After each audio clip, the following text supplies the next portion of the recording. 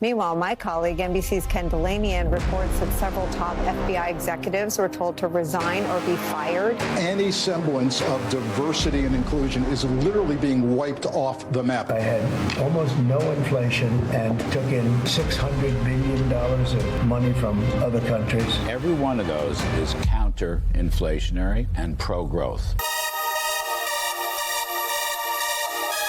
FBI officials are told to resign or get fired. CBS ponders a $10 billion settlement with Trump. He also canned any lawyer that was involved with the prosecuting the J6ers, and Trump announces a whole new bunch of tariffs around the world to make a ton of money. We got that and more. Welcome to the Doug TenNapel channel. First, here's MSNBC just falling apart. Happening. It can only be described as the start of a massive, much larger than expected purge at the FBI of FBI agents and officials. Many of them, in one way or another, touched the investigations into Donald Trump. Sources telling NBC News this: the Office of Acting Deputy Attorney General Emil Bove asked the FBI for a list of Bureau employees involved in January 6 cases, sparking panic inside the Bureau by people who fear retribution by the Trump administration amidst an ongoing purge of FBI leadership. Meanwhile, my colleague, NBC's Ken Delanian, reports that several top FBI executives were told to resign or be fired, and that the purge includes more than 20 heads of FBI field offices, including those in Miami and Washington, D.C. Correct. You have to take out the heads of these corrupt FBI people. I'm really approve of this.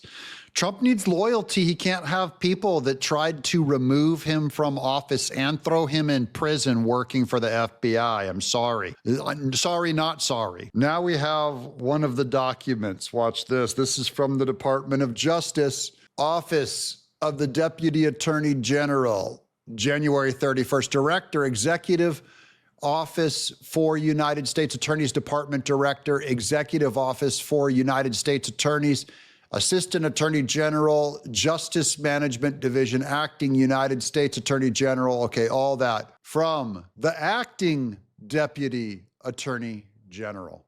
Subject: termination. You are directed to take all steps necessary to effectuate the termination of the employees identified in Appendix A, effective immediately.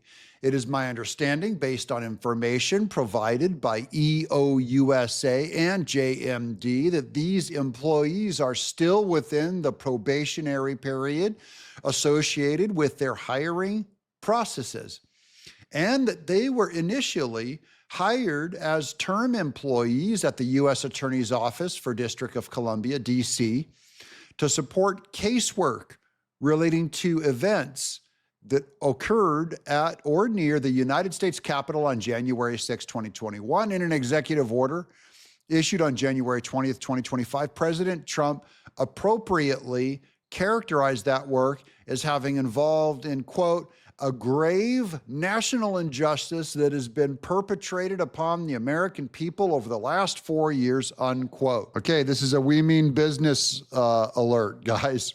It is also my understanding, based on information provided by EOUSA and JMD, that after President Trump was elected to his second term in office, the Biden administration's Justice Department converted these employees to permanent status, trying to do a workaround on Trump. The manner in which these conversions were executed resulted in the mass, purportedly permanent hiring of a group of AUSAs in the weeks leading up to President Trump's second inauguration, which has improperly hindered the ability of acting U.S. Attorney Martin to staff his office in furtherance of his obligation to faithfully implement the agenda that the American people elected President Trump to. So this is Biden real quickly hired these on his way out of office, trying to fill the office, and Trump, well, he wants to knock the heads off of all of these FBI areas and replace them with his people. So all he's doing is going back into all these people that Biden panic hired, and he's cutting them out and saying, goodbye, you're part of the last administration. I will not tolerate subversive personnel actions by the previous administration, any U.S. attorney's office. Too much is at stake. In light of the foregoing, the appropriate course is to terminate these employees and to take all appropriate steps to ensure that resources allocated to their hiring and employment is available to acting U.S. Attorney Martin for merit-based hiring, because he's implying a whole bunch of them were DEI. This is all good stuff. Trump, it's another Trump win. Finally, the circumstances of the conversions are the subject of an ongoing inquiry at the Justice Department, including pursuant to President Trump's January 20th, 2025 executive order entitled, quote, ending the weaponization of the federal government, unquote. Please take all steps necessary to preserve all records, including documents, emails, text messages, and other electronic communications relating to the conversions and other personnel decisions regarding attorneys hired to support casework relating to events that occurred at, on, or near the United States Capitol on January 6th. So we're going to get all their emails regarding their work on January 6th.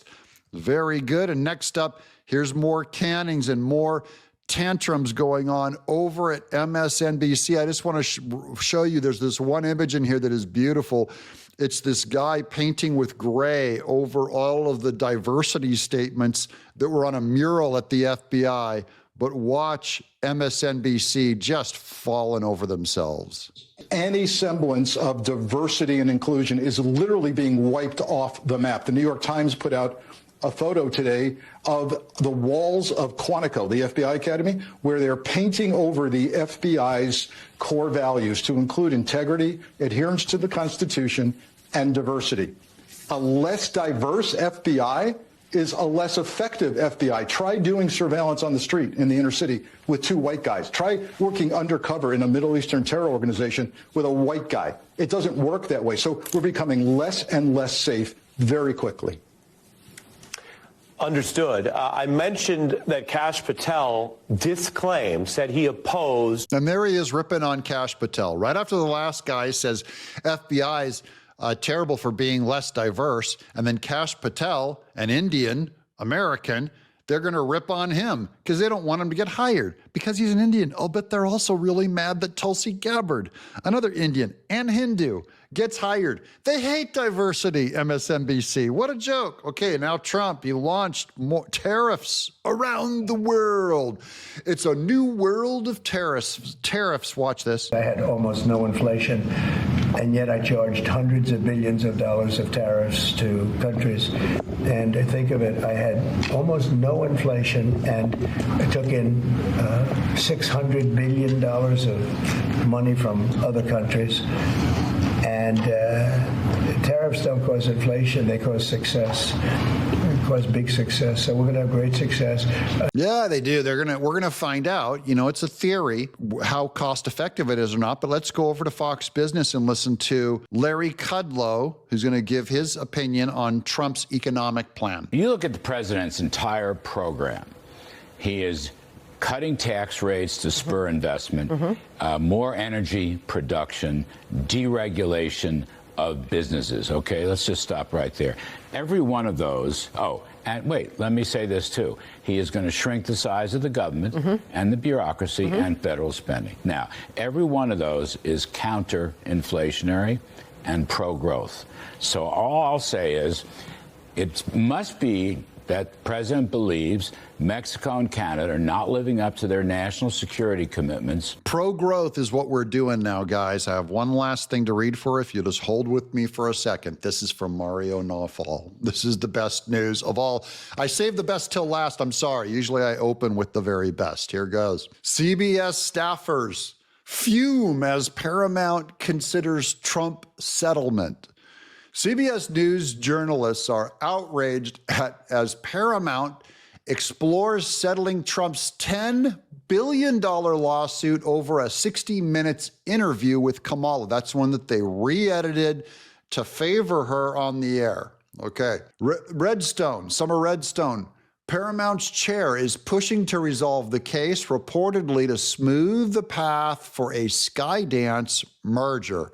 So he wants permission to merge with another studio. So he's going to have to play ball with Trump and cash him out on a settlement. Newsroom execs reportedly oppose the deal, fearing it weakens press freedom. Meanwhile, real Donald Trump, oh, by the way, it weakens the press's freedom to lie and manipulate the truth. Meanwhile, real Donald Trump's legal fights are reshaping corporate decisions, with Disney and Meta already settling similar cases. They've been paying him out. Remember, Disney paid out Trump, and then Meta also voluntarily paid out Trump.